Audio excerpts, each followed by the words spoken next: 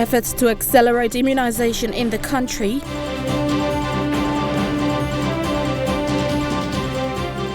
Call to support roadworks. And inaugural women's soccer kicks off. This is National EMTV News with Helen Seah. Good evening and thanks for joining us for Sunday's news. The Eastern Highlands Provincial Health Authority is looking at ways to strengthen and improve the delivery of routine immunization for children under the age of 1. Through the Accelerated Immunization and Health Strengthening Program, children in selected provinces will be immunized against preventable diseases. Tekla Gunga with more. Launched on the 2nd of December in Goroka, AIHSS is desired to support provincial health authorities to immunize over 400,000 children throughout Papua New Guinea.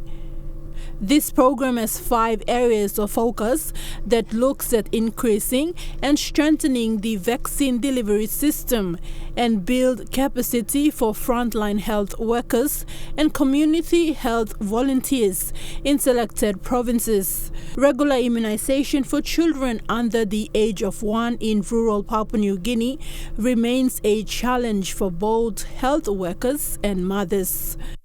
With the rollout of the AIHSS program in selected provinces, the aim is to ensure children are vaccinated against diseases like polio, measles, and hepatitis. In Central Province, currently 7,000 out of an estimated 13,000 children under the age of 1 are either not immunized or partially immunized, and that figure is the same for many other provinces. The AIHSS program is an initiative of the PNG government. Such health programs are implemented at the community level with the aim to vaccinate children who have missed routine vaccination and reduce the risk of acquiring vaccine-preventable diseases. Tekla Gunga, National EMTV News. Police in Port Moresby have appealed to NCD residents to assist homicide detectives resolve a brutal murder case. NCD Metropolitan Superintendent Perodrano said police and ambulance workers recovered the corpse of a woman in a drain near a nightclub at Gordon's. The deceased was wearing a black silk-coated jeans with a white and pink colored top that had blood stains when she was found lying in the drain. Anyone with information that can assist police with this murder case can contact the police operations number on 324-4300 or 324-4331. Those using B-Mobile can dial the toll-free number on 1-800-100 to provide information to the police. Eastern Highlands Province is hoping to increase its coffee price for its farmers beginning this month. Governor Peter Numu says the provincial government is embarking on gradually improving a better price so farmers are rewarded for their efforts. He made this statement recently in Goroka. He was backed by Daulo MP and former Agriculture Minister Benny Allen, who spoke highly of intercropping, food security and supporting the government's agriculture roadmap. Coffee, this like Christmas, 6 kina. By next year, coffee season, Bamiblo buying 7 kina. Next year, Christmas, Bamiblo buying 8 kina. 2022, coffee season, Bamiblo buying 10 kina.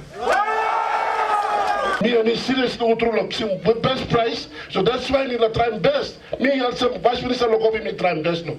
Listen, or people of Papua New Guinea or people of Eastern Highlands who sell the planet coffee, you can give them the best coffee.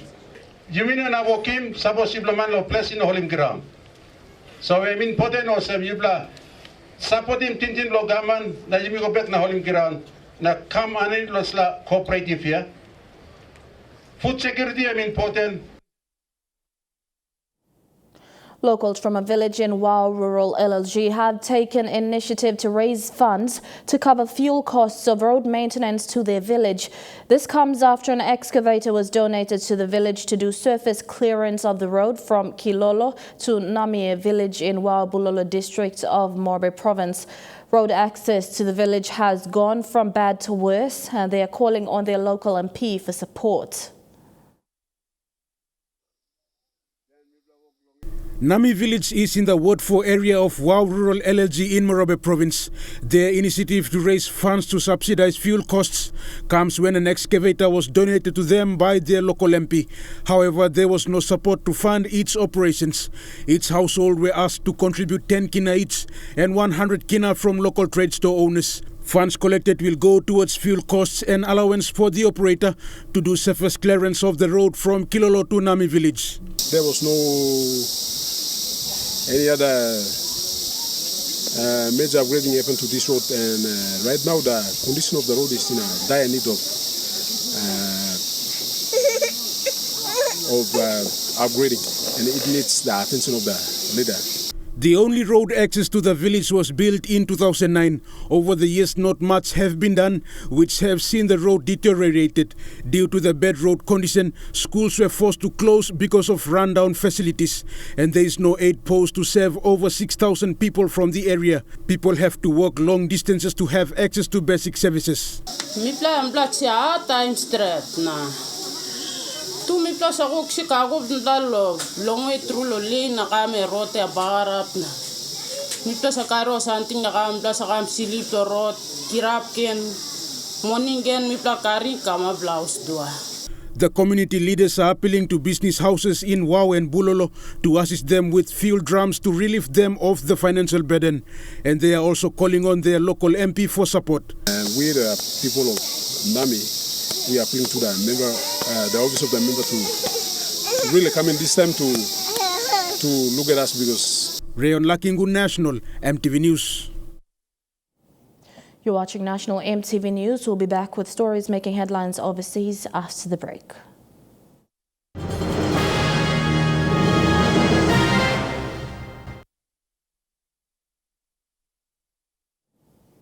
Welcome back to the news. Turning overseas, 2 fishermen are lucky to be alive after spending 15 hours clinging to a piece of wood in shark-infested waters. They were spotted by a passing oil tanker and pulled to safety between the waters of Australia and Papua New Guinea. A tiny speck floating in the Torres Strait, an arm waving in the distance, somehow spotted by the crew of oil tanker MT Godu. The 2 men treading water for 15 hours, circled by sharks. One winched to safety. But then, as a shark surfaces near the other, the crew frantically trying to save him. Throwing a lifebuoy until the helicopter can reach him. Actually, they were a bit tired because they had been in water for long, and then they were a bit. They were feeling cold for sure. The 2 men, aged 37 and 47, who were cousins, spent the night clinging to a petrol drum and a piece of wood after their fishing boat sank on Wednesday evening and had drifted 10 kilometres during the night. They were taken on board for a checkup. Yeah, mate, how you going? How you feeling? Yeah, you right? All right. Then airlifted to Thursday Island Hospital, where remarkably, after being treated for cuts and scratches, they've already been allowed to go home. Russia is running out of space to store bodies as the COVID-19 death toll soars. Official figures show more than 40,000 people have died, but there are claims that number could be 10 times higher. The evidence on the ground is grim. Beside the railway line in Butova on the outskirts of Moscow, the cemetery is full. 6 months ago at the same spot, much of the land was green, an illustration of the vast numbers dying from COVID in Russia. At this temporary hospital in the capital, doctors wearing full PPE treat patients. The government insists the virus is under control. Official figures show deaths at just over 40,000. But the reality in many parts of Russia is very different. This is a hospital in Tomsk, Siberia, posted on social media by medical staff overwhelmed by the number of patients. A distraught paramedic pleads with hospital staff. She's 90 years old. She lived through the war. Why won't you help her? A doctors' union, supported by the opposition, claims the true death toll is being hidden. They don't want everybody to know the real situation with the healthcare system in Russia, because it is really now it is destroyed. The real numbers are much maybe in 10 times higher than the official says. The mortuaries are overflowing, so full that body bags have to be propped against the wall in Chelyabinsk in eastern Russia. These are the real statistics, says a worker as he films corridors lined with the dead at a hospital in Siberia. Coffins can barely be made fast enough to keep up with the demand at this funeral parlour in Kaluga. Winter and COVID now have Russia in their grip. There may be uncertainty about the true scale of the deaths, but no one doubts that the pandemic is taking a terrible toll across this vast country. A new study is hoping to discover why younger women suffer more aggressive forms of breast cancer than older women. Scientists want to help improve prevention, diagnosis and treatment. Miriam Fuimaono was at the peak of her physical fitness a year ago, but breast cancer was hiding underneath it all. I was applying deodorant in the mirror one day and I saw a dimple that had never been there before, so that was it. In March, she was diagnosed with breast cancer, aged just 40. Not one lump, but two. I think if lightning had hit me that day, I probably wouldn't have felt anything because it kind of went numb after that. Miriam is doing well, but women under 45 often have poorer outcomes and tend to have more aggressive types of breast cancer. The Breast Cancer Foundation has just awarded $600,000 to fund a study by teams at Auckland and Otago universities that hopes to explain why. We want to be able to see whether breast cancer in younger women is actually different to older women. That's important because it could lead to the development of new tests. We hope to be able to see whether there are certain features that we should be looking for that may better predict outcome for young breast cancer patients. As well as molecular testing, the study will include the data of tens of thousands of New Zealand women, past and present. The study is named after broadcaster and advocate Helena McAlpine, who died from breast cancer 5 years ago. Her husband says she'd be thrilled. She wanted to leave a legacy of awesomeness, and so this dedication it's just a really touching acknowledgement of all the work that she did over the years for the Breast Cancer Foundation and educating women about breast cancer. That work continuing after her death to help save others. Conservationists in Kenya and local officials have taken on a delicate rescue mission for 8 giraffes stranded on a shrinking island. The operation included constructing a special barge to ferry the giraffes to their new home. On Kenya's Lake Baringo, a rescue mission like no other. Longacharo Island is disappearing fast as waters rise 6 inches a day. And so a careful operation to save the island's most precious residents begins. Asiwa is the first of 8 giraffes facing this perilous journey. She's hooded and roped for her own safety. It may look distressing, but it's the only way to save her, as the rangers lure her onto a specially built barge for her journey across the crocodile-infested waters. The barge was tested first using 3 impalas, 1 ostrich and 11 warthogs on a dry run. And thankfully, all the passengers on that crossing survived. Asiwa is a Rothschild giraffe, a dwindling species in Africa with only 800 left in Kenya. As Asiwa sets sail on her 4-mile journey to safety, she looks like she's making the most of her leisurely cruise across the lake and seems to relax. For the rangers and the charity they're working with, it's been a complex operation. And so the moment of truth as Asiwa arrives at her new home. A protected wildlife reserve with no shortage of food.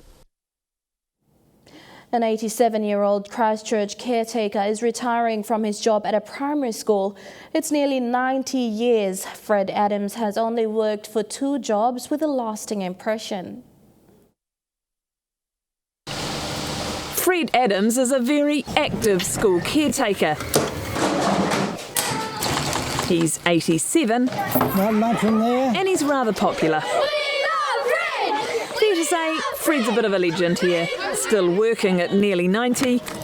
Only the second job in his long life, 40 years at the post office and 31 here at Paparoa Street School. Monkeys everywhere. Particularly when his, let's call them fans, feel like this about him. Fred is a very, very special person. Is he your friend? Best friend, not friend, best friend. Kind, and he helps people out a lot. Fred and Frank work together to look after the school. You're my right hand, you know. Well, that's why I was getting worried, because he started to know more than me. Well, they call me Fred too sometimes. As for Fred 1, the principal says he's irreplaceable. What a lot of people could learn from him in terms of his perseverance and positivity every day when he comes in.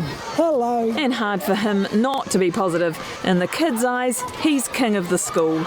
Almost one of the most important people here. Well, he is the most important person here, because, yeah, I feel like he should have a break because he does so much stuff for the school. And Fred is getting his break. When school breaks up for the year on December 17th, Fred will finally retire. I feel a bit sad in a way, but I mean... oh, no, but of course. You've got to draw the line somewhere. You have to draw the line somewhere, yeah. Can you believe that he's leaving? No, I can't believe it. I'm so sad. I don't want him to leave. A stellar employee, a loving husband and a much-loved grandpa, who of course we had to ask what's the secret to growing old in such good shape. Plenty of laughter and, don't dwell on things. Yeah. But we can dwell on Fred and what a loss he is to this community.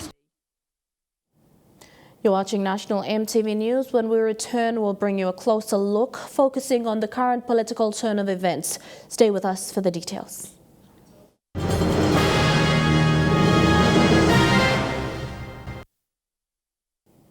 Welcome back to the news. It has been an interesting month in PNG politics. Defections of government MPs to an opposition led by Vanimo Green MP Belden Nama, the prominent exit of Deputy Prime Minister Sam Basil and several other ministers.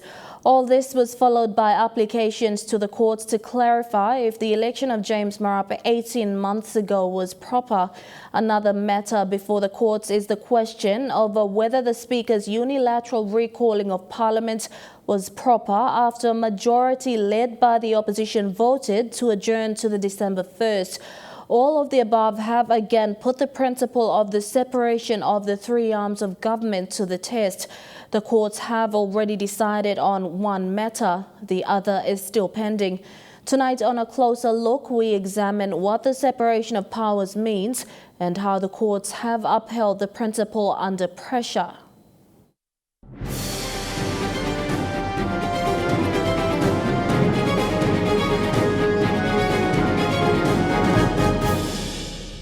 The Westminster system of government we adopted in 1975 adheres to the principle of the separation of powers.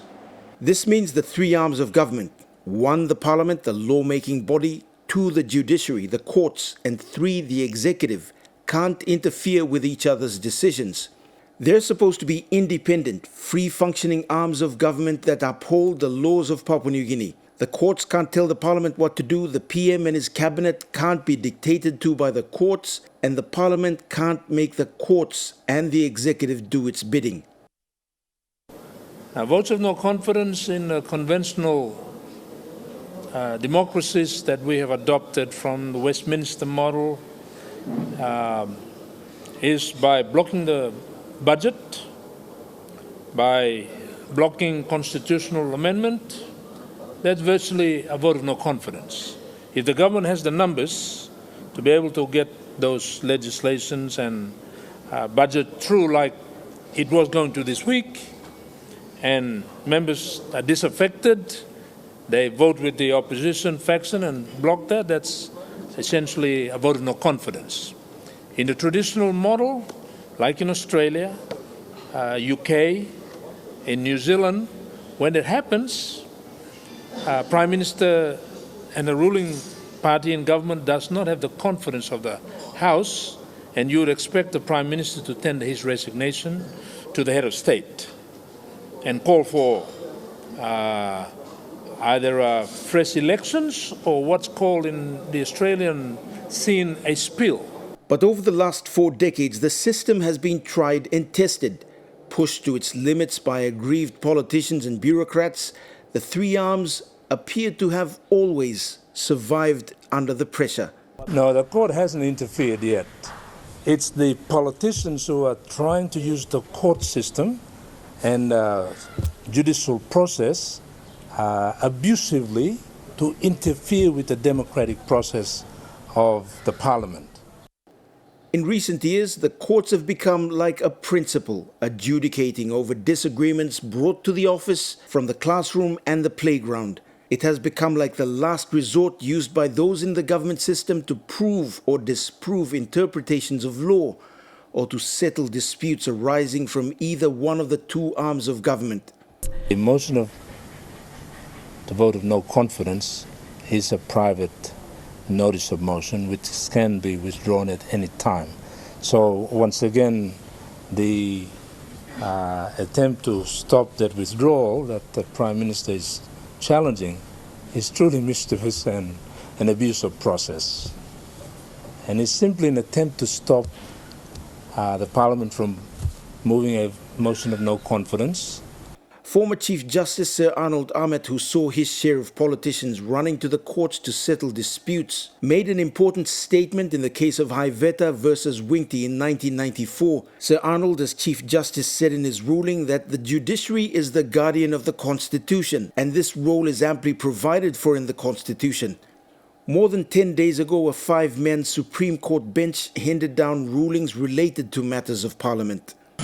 It is important that I vacate this seat so that we can be able to move on. Me talk clear now, Lord, this horrible house. People of Papua New Guinea only look stop. Also, me receiving finish. That now I'm official position, the Prime Minister, of Papua New Guinea, and me vacant. The Supreme Court reference from the opposition leader Belden Nama sought to clarify if sections of the Constitution were breached when the Speaker unilaterally accepted the withdrawal of Peter O'Neill's nomination as Prime Minister on the floor of Parliament. Going back a year and 6 months, on May 19th last year, Peter O'Neill resigned as Prime Minister, leaving a vacancy in the top post. On the 30th, Parliament was recalled and the Speaker called for nominations for the PM's post. Enga Governor Peter Ipatas nominated James Marape and Patrick Pruij nominated Peter O'Neill. After O'Neill accepted the nomination, Rabaul MP Dr. Alan Marat nominated Sir Mekere Morauta, 3 candidates now for the PM's post. Immediately after the Speaker closed the nominations, Peter O'Neill withdrew his nomination, leaving just Marape and Sir Mekere.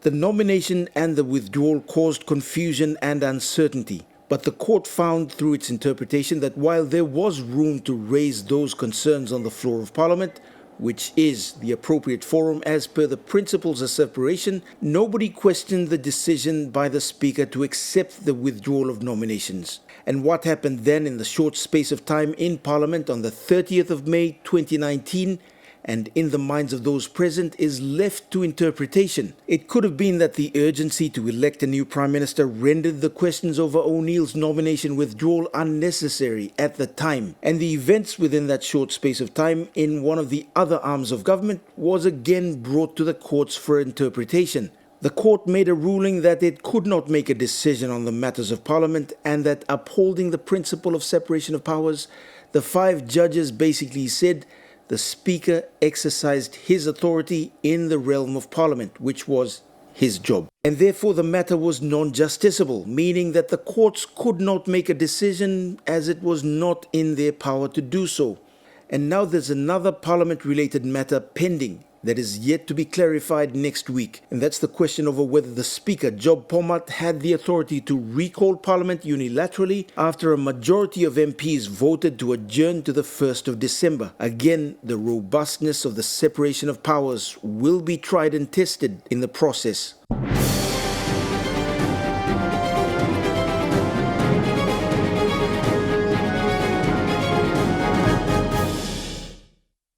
And Trukai Sports is next. Fiddly Sukina will join you after the break.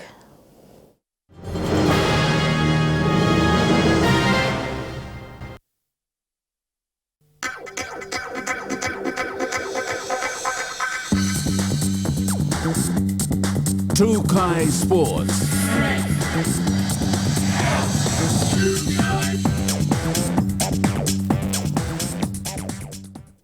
Good night and welcome to Trukai Sports. On the final day of competition of the PNG Air National Track and Field Championships, the Simbu Athletics team recorded impressive results. Despite limited resources, the talent of the Simbu athletes has been encouraging. The Simbu team has performed beyond expectations at the PNG Air National Track and Field Championships. The final day of competition has seen the young team more than capable of holding their own during the 3 days of tough competition. We won 3 gold medals, 3 silver, 4 bronze medals for this day, and we have 3,000 meters going on there. We have to see the results. We believe that we will win 5 or 6 gold this afternoon. We expect Team Simbu to go back to the province with the flying color. The future of Simbu athletics looks bright with the promising performances from the athletes, building a strong foundation for future competitions.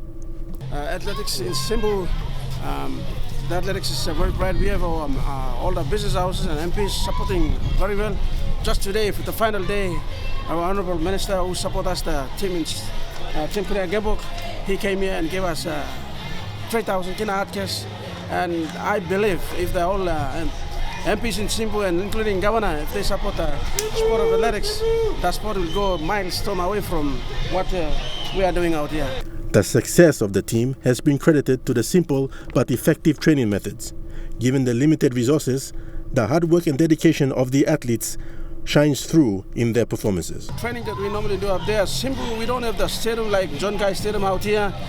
We don't have gym up there. We don't have anything for training there. But what we did is we have a high mountain there. We have to run up the mountain and run down, and we run along the river. We have to, all up stones and some other things to build up our strengths. And most times we normally do long runs. It takes us 1 hour to 30 minutes run. And this really helps us. I can see at John Guy Stadium. Because of this training, it helped them to run faster times and beating most of the national runners here at the St. George Guy Stadium and National Athletics Championship. Huxley Lovai, Trukai Sports. The National Sports Institute in Goroka, Eastern Highlands Province, has revived their athletics development program. Revived this year, Director of the National Sports Institute, Janet Gimots, says it has proven successful with their pioneer recruits impressive in the Athletics National Championships in Port Moresby. NSI at the moment has a program which was started this year, and we're calling it the NSI Athletics Development Program. Basically what it is that we've identified talented athletes in various competitions. 2 of them from Bougainville.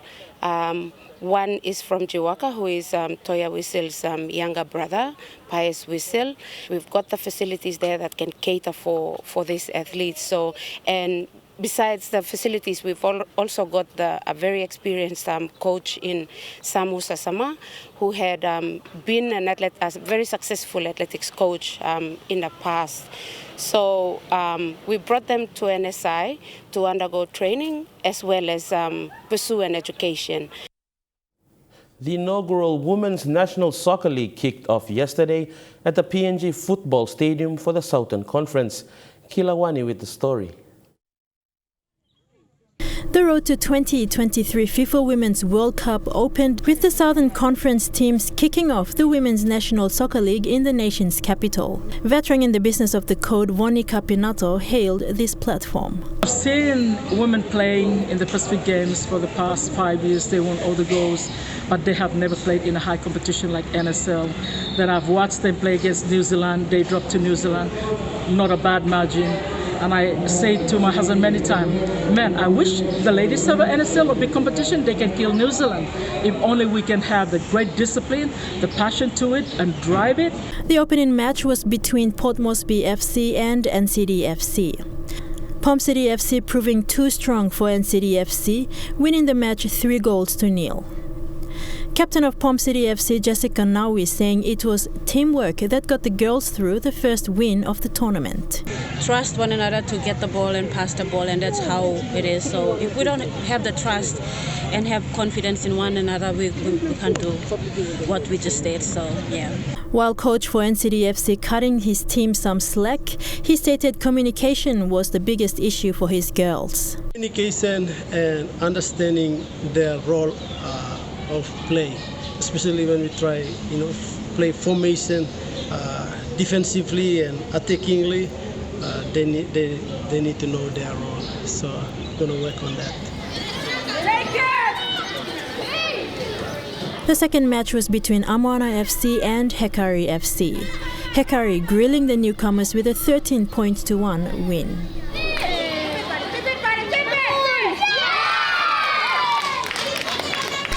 Kilawani, Trukai Sports. And more sports stories after the break. Stay with us.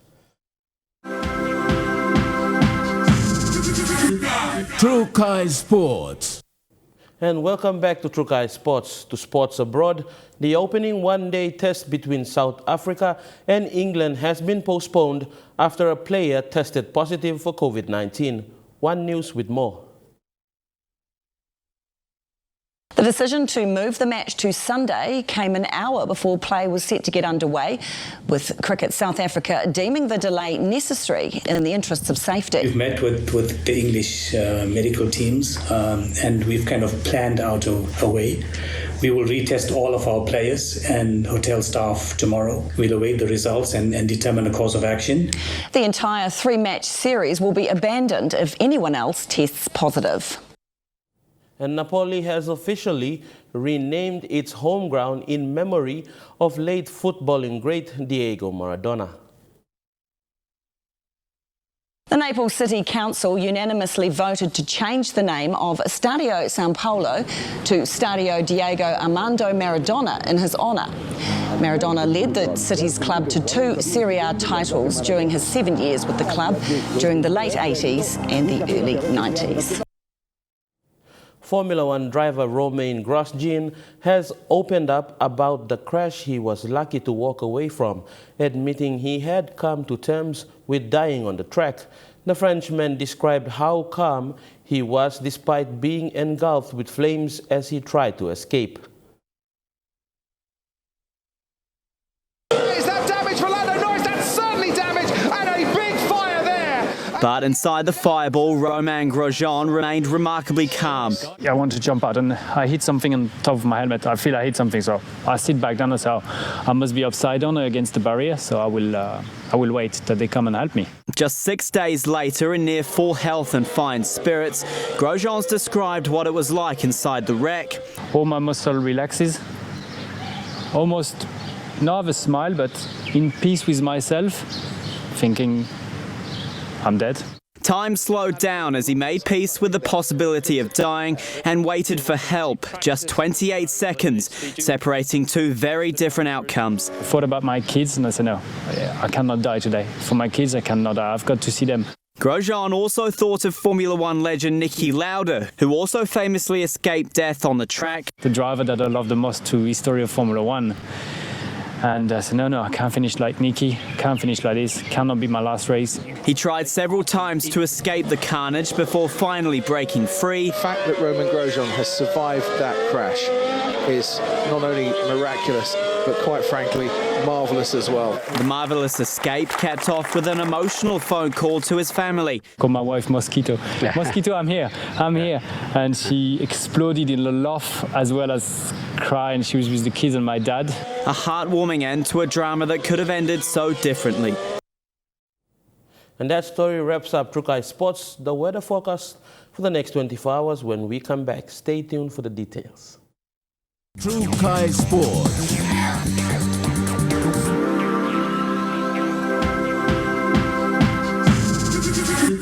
Trukai Sports.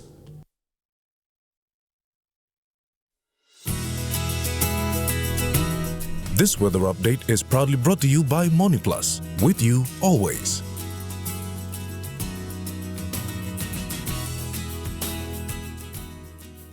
A look at the weather forecast for this afternoon and tonight in the southern region. Fine, though partly cloudy with evening thundery showers in Port Moresby. Partly cloudy day with a few evening showers in Daru. Thundery showers in Kerema, a few showers in Alotau. And mostly fine, partly cloudy day with a few evening showers in Popondita. In the Mamasa region, mostly fine, partly cloudy day with evening showers in Leh and Medang. Mostly fine, partly cloudy weather in Wewak and partly cloudy with evening thundery showers in Funimore. In the New Guinea Islands region, mostly fine, though partly cloudy in Lorengau, a few rain showers and thunder in Kavieng, partly cloudy with evening thundery showers in Kokopo and Rabaul, and rain showers and thunderstorms easing in Kimbe and Buka. And in the Highlands region, mostly fine, partly cloudy with rain drizzles later in Mount Hagen, and mostly fine, partly cloudy with evening rain in Goroka, Kundiawa, Mendi and Wabeg.